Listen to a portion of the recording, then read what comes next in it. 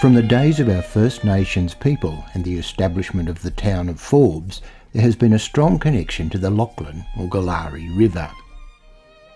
It was a site of First Nations cultural activities and in later years became the focus of recreational pursuits such as swimming, fishing and water skiing. This is the story of Frank Heinke, seen here on the left of his family photo. He established the Willowdene Pleasure Grounds in the early 1900s. The pleasure grounds were adjacent to a favourite swimming spot on the river. This area is now the Forbes Shire Council's Riverside Caravan Park. Frank was definitely Forbes' first entrepreneurial tourist operator, purchasing a large motor launch, fittingly named the Lachlan, in 1906. He then desnagged 5 miles of river and started taking paying passengers up to a little island. This island was called Farrand Island. In the 1990s we recorded Frank's daughter, the late Frida Willis, and her friend Amelia Smith, and we'll let Frida tell you the story of Dad's launch, Farrand Island and the Willowdene Pleasure Grounds.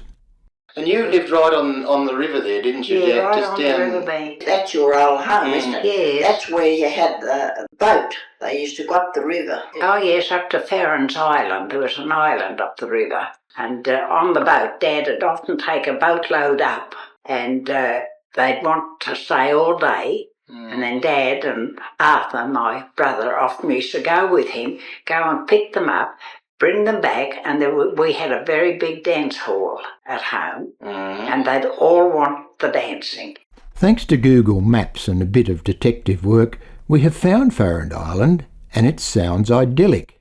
In 1912, a passenger on Heinke's boat wrote, 5 miles up the river is an island, a green-coated, cool-looking spot, and here it was decided to disembark. The place was as cool as it looked, much more temperate than the town. In fact, it would be hard to strike a more pleasant place up west than that little shady island. And what about the partying that went on at Willowdene after the boat's journey home?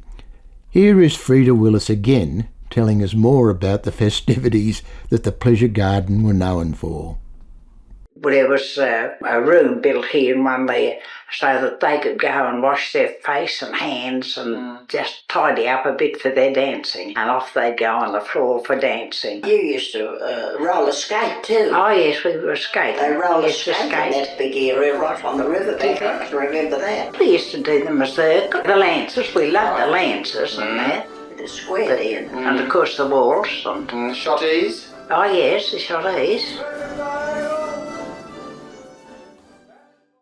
The launch was purpose-built, as this early newspaper report tells us.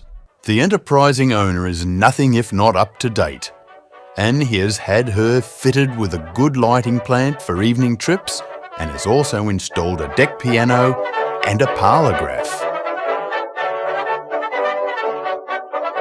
The Heinke family were wonderful innovators who had a clear vision for tourism in Forbes. Let's hope they are not forgotten.